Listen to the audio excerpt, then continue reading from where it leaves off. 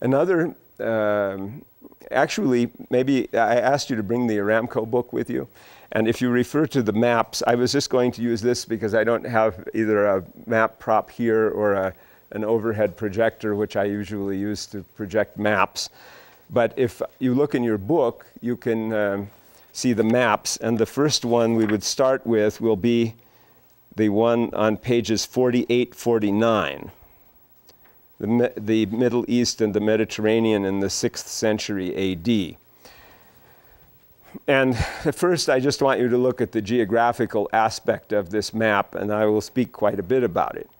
Another stereotype, though, which I'm going to phase in here, is the Arabian Bedouin stereotype, which I already mentioned.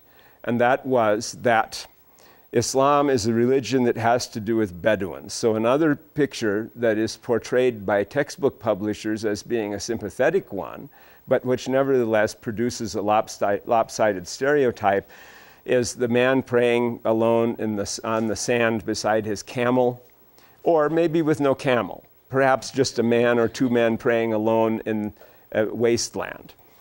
And you have anyway, this image of Bedouinism that exists. And Bedouinism has not been characteristic of the majority of the Arabs in the Arabian Peninsula at any time in the history of that land, because the possibility of population being maintained by that type of lifestyle isn't very big. You cannot maintain giant populations. However, it seems that the pastoral lifestyle, for some reason, and this is actually completely unfathomable why this should be true historically, but it seems the pastoral lifestyle is somewhat healthy. It appears to be healthier than the lifestyle of the settled people in pre-modern medicine times. And that meant that there was an excess of population coming from the regions that followed pastoralism, that is shepherding and so on.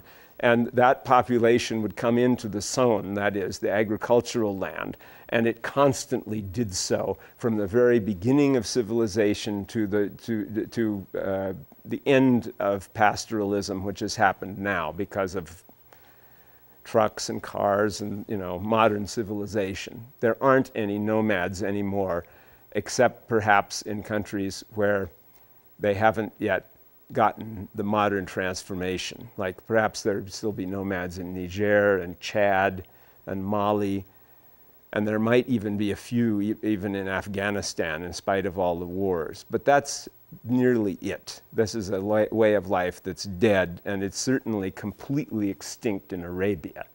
There's no such thing as people, pastoral wanderers, even in an area anymore. All of the Bedouins, they still raise stock, but they have trucks, and they've become the equivalent of American stock raisers. They don't raise cattle because Arab people don't generally eat beef. They raise very little of that, but they have sheep and so on, and camels too. There's still some camels, but in Arabia. So